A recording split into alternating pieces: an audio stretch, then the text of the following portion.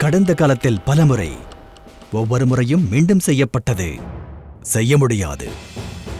காந்தியின் அஹிம்சை என்னும் பாதையில், பகத்சிங்கின் புரட்சியில் யாருக்கு படிக்க அனுமதி இல்லையோ அவர் அரசியல் அமைப்பு சட்டத்தை எழுதுவாரா? ஒரு மீனவரின் மகன் குடியரசுத் தலைவராக இருப்பாரா? செய்ய முடியாது. பட்டேலிடம் கேட்டார்கள், சிதறியிருக்கும் பிரதேசங்களைக் கொண்டு ஒருங்கிணைந்த இந்தியாவை உருவாக்குவீர்களா? டாடாவிடம் கேட்டார்கள், ஒரு அடிமை நாட்டில் நீங்கள் தொழில் புரட்சியை கொண்டு வருவீர்களா? செய்ய முடியாது. 27 வருடங்களுக்கு முன்னால் எங்களிடமும் சொன்னார்கள், இவ்வளவு சீக்கிரம் எங்கிருந்து பெரிய நிறுவனமாக மாற முடியும்? செய்ய முடியாது.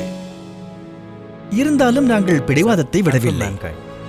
மற்றவர்கள் சொன்னதை கேட்டோம், ஆனால் எங்கள் பாதையை மாற்றவில்லை. நாங்கள் எப்போதெல்லாம் கேட்டோமோ செய்ய முடியாது, முகத்தில் புன்னகை கொண்டோம், கண்களில் நெருப்பை கொண்டோம். முடிவு செய்தோம், எப்படி முடியாது? ஏனென்றால் செய்பவர்கள் ஏற்கனவே இதை செய்துவிட்டார்கள். செய்ய முடியாது என்று மக்கள் சொன்னதற்கு பதில் தந்தார்கள்.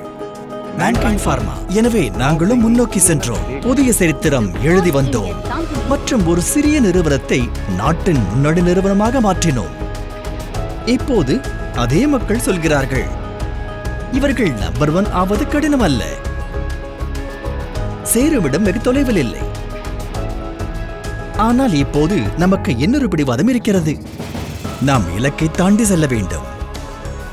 R&D, உற்பத்தி, IT, டிஜிட்டல் மார்க்கெட்டிங், பயிற்சி, தளவாடங்கள், நமது ஒவ்வொரு துறையையும் உலகத்தரம் வாய்ந்ததாக மாற்ற வேண்டும். ஒரு நிறுவனத்தை தாண்டி பெரு நிறுவனம் என்று அழைக்கப்பட வேண்டும்.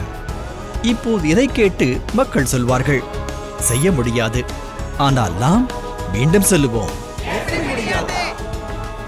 மேன்கைண்ட் ஃபார்மா விஷன் 2030 பெரு நிறுவனமாக மாற வேண்டும்.